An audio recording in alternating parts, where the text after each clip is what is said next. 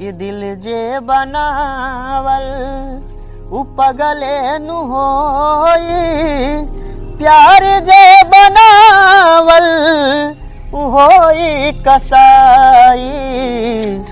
कि पहिले तनिक लागी बाद में बुझाई, कि पहिले तनिक लागी बाद में बुझाई। प्यार के निभावत में गाड़ी फाट जाई, कि दिल जे बनावल उ पगले नु होई, प्यार के निभावत में गाड़ी फाट जाई। ऐसा कौन सा गाना गाया जिससे इन्हें गुस्सा आया? आगे मैया के दैया के नून मिर्चाई तोरे गानवा बोले बिलाई। आगे हमें के लकड़ी भरोसा के गादा हाथी के गा खजुआवे दरोगा। आगे हम बनैली लिटिया बन गेले गुरपिठिया, एले दुल्हावा मर के परो पिठिया।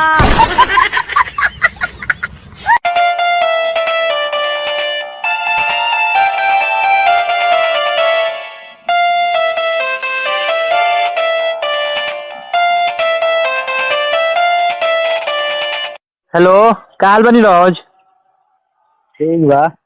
कहाँ बारी? बानी घरे। देख ना आइल बनी बसौनपुर, तोरा बाबा के मलिया भेटाइल बिया। रख ना फोन, ये करे खातिर फोन करे। गजब बेइज्जती है।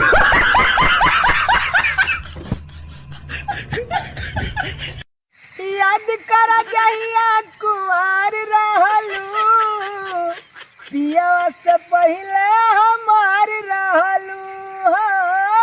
लतलम का हथियार रहलू, पिया से पहले हमार रहलू। राजा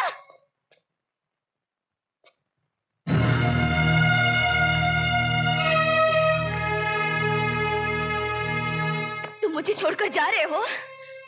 मैंने तुम्हारे लिए सारी दुनिया को ठुकरा दिया, सब कुछ छोड़ दिया, और आज तुम मुझे ही छोड़कर जा रहे हो। आरती, समझते क्या तुम अपने आप को? हाँ? आरती, तुम मर्द हो ना, जब चाहे छोड़कर जा सकते हो, लेकिन मैं कहाँ जाऊँ राजा जी, कहाँ जाऊँ मैं?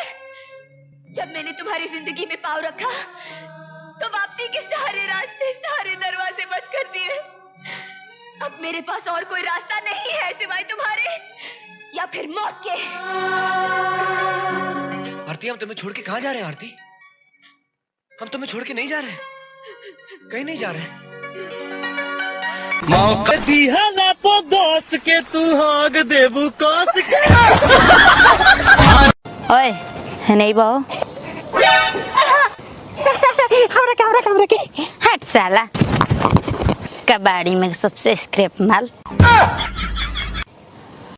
ए जी सुनी ना, आज तक रहुआ हमार बड़ाई नहीं की कैले, आज कर देना। हला सुना कि पाउडर क्रीम तेहू के तनो लगइबे रे मौगी, पाउडर क्रीम तेहू के तनो लगइबे रे मौगी, भका भेलरी कहइबे रे मौगी। अब जाय दे। अब हमरा से सुनला, काम के ना काज के रे पतिया, ते बाड़े हलमान रे नतिया।